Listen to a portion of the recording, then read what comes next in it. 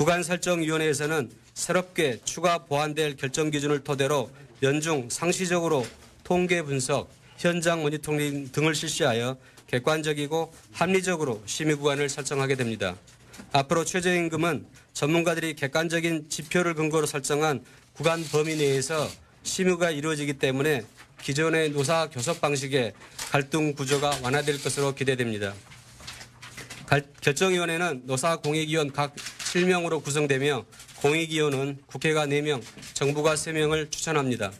심의구간 내에서 최저임금안을 의견하는 결정위원회는 노사공익위원 각 7명씩 총 21명으로 구성되며 정부와 국회가 공익위원 추천권을 공유하는 것으로 하였습니다.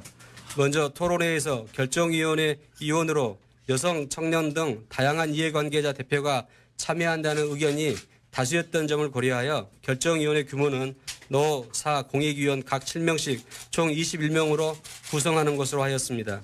공익위원 추천은 온라인 설문조사에서는 노사정 추천 후 노사 순차 배제하는 방식이 다소 높았으나 현재 국회에 제출되어 있는 법안 15건 중에 10건이 국회 추천권을 부여하고 있는 점 등을 고려하여 정부와 국회가 공익위원을 함께 추천하는 것으로 하였습니다. 당초 논의 초안은 국회 3명, 정부 4명이었으나 추천의 다양성이 좀 더 확보될 수 있도록 국회 추천 몫을 확대하였습니다. 아울러 논의 초안대로 결정위원회의 노동자, 사용자위원은 현재와 같이 법률이 정한 최저임금위원회 노동자, 사용자위원 추천권이 있는 노사단체가 추천하되 청년, 여성, 비정규직, 노동자, 중소, 중견기업, 소상공인 대표를 반드시 포함하도록 명문화하여 위원 구성의 다양성을 높이기로 하였습니다. 결정 기준을 추가 보완하여 노동자의 생활 보장과 고용, 경제 상황을 보다 균형 있게 고려하도록 하였습니다. 다만 기업 지불 능력을 제외하는 대신에 고용에 미치는 영향, 경제 상황 등으로 보완하기로 하였습니다.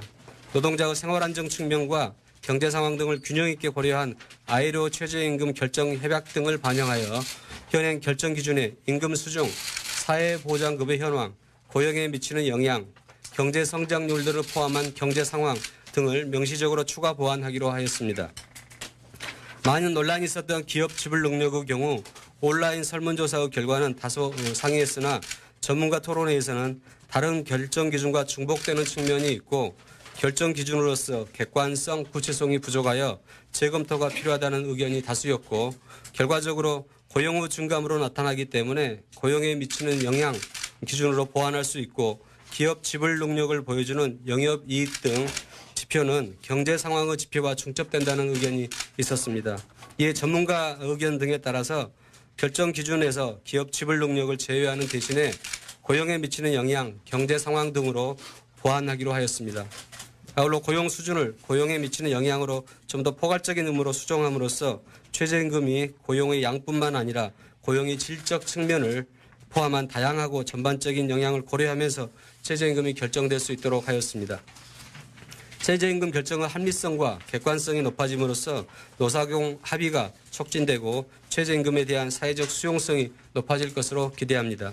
이렇게 최저임금 결정 기준이 보완되고 구간설정위원회에서 전문가의 역할이 커지는 한편 계속 논란이 되어 왔던 결정위원회 공익위원 추천을 정부와 국회가 함께 하게 된다면 그간 최저임금 결정 과정에서 반복되어 왔던 소모적인 논쟁들이 상당 부분 감소할 것이며 사실상 정부가 최저임금을 결정한다는 논란도 많이 해소할 것으로 기대됩니다.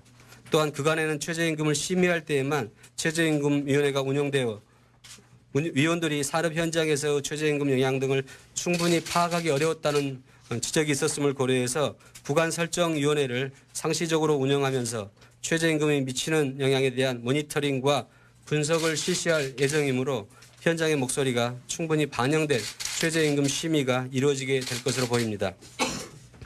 우리 사회와 경제에 큰 영향을 미치는 최저임금이 국민적 공감대를 토대로 심도 있는 논의를 통해 결정될 수 있도록 지난 1월부터 2월 초까지 전문가, 이해관계자뿐만 아니라 일반 국민들의 의견도 함께 수렴하였고 그 의견 수렴 결과를 반영하여 오늘 최저임금 결정체계 개편안을 확정하였습니다. 정부는 최저임금 결정 체계와 결정 기준 개편에 대한 국민적 관심도와 지지가 높은 만큼 2020년 적용 최저임금이 새롭게 개편된 체계를 통해 결정되기를 기대하고 있습니다. 현재 국회에 70여 개의 최저임금 법안이 결의되어 있는 만큼 개편된 방식으로 2020년 적용 최저임금이 심의 의결될 수 있도록 국회 입법에 최선의 노력을 다하겠습니다. 국회 입법과 함께 정부는 결정체계 개편의 실효성을 높일 수 있도록 최저임금위원회의 정책 기획, 분석 기능을 강화하고 결정 과정의 투명성도 지속적으로 높여나가도록 하겠습니다. 감사합니다. 네, 그럼 지금부터 질의응답 시간을 갖겠습니다. 손을 들으시면 제가 질문을 하고요. 소속까지는 가지시죠. 두 분이 먼저 되셨는데 기회 드리겠습니다. 문제점. 이송 기자님 잠깐만요. KBS 이승훈입니다.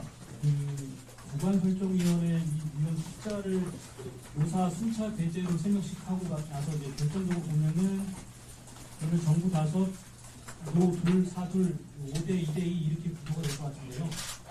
그러면은 결론적으로는 정부의 영향력만 좀 커지는 셈이 아닌가 이런 시각이 있을 수 있을 것 같은데 여기에 대해서 어떻게 보시는지 알고요. 새로 기준들이 좀 추가가 된 것 같은데 좀 말이 좀 모호해서요. 이를테면 고용에 미치는 영향 이런 것들 그러니까 구체적으로 어떤 통계 지표나 자료를 토대로 또 어떻게 판단을 할 건지 구체적으로 좀 설명 부탁드립니다. 우선 정부에 미치는 영향은 기존에 있는 제도하고 좀 비교를 해주시기를 부탁드리는데요. 현재 최저임금의 위원은 노동자 9명, 사용자 9명, 정부 추천한 공익위원 9명으로 구성되도록 되어 있습니다. 그래서 정부가 공익위원을 전체적으로 추천하기 때문에 정부의 영향이 너무 큰 거 아닌가라는 이야기를 한 거고요. 그래서 정부 영향력이 배제될 수 있는 방법을 다양하게 고민을 해봤습니다. 노동계 예컨대 9명의 공익위원을 생각을 해보면 노동계 3명, 경영계 3명, 정부 3명 이런 형태로 할 수도 있겠습니다만은 어떻든 최저임금을 공익위원 9명이 구간을 설정하는 거기 때문에 그리고 저희들이 결정 기준도 새로 변경하지 않습니까?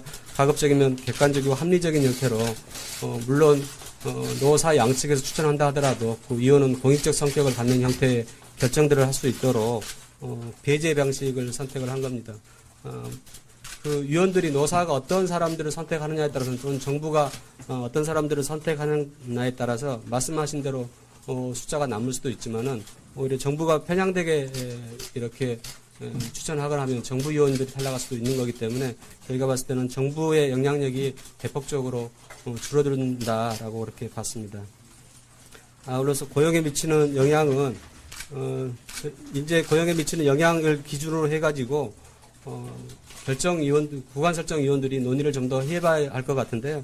고용에 미치는 영향이라든가 고용률이라든가 아니면 최저임금과 관련해가지고 각 수준별로, 업종별로 어떤 영향이 있는지를 1년간 쭉 모니터링을 할 거지 않습니까? 그러니까 앞으로 개편될 최저임금위원회는 구간설정위원회의 공익위원 9명은 연간 활동을 할 수 있도록 그렇게 되어 있기 때문에 그 연중에 다양한 형태의 수치들을 볼 것이고 고용률이라든가 이런 것들을 보게 될 겁니다. 경제 상황과 관련된 부분도 경쟁 성장률이라든가 아니면 기업의 어떤 경제 상황이라든가 이런 산업별 수치들이라든가 이런 것들을 다양할 수 있기 때문에 그런 것들을 고려하시면 될 것 같습니다. 그리고 말씀드린 대로 구체적으로는 그 구간설정위원들이 어떤 게 이 법률 규정에 적합한지 지표들을 찾아낼 걸로 생각합니다.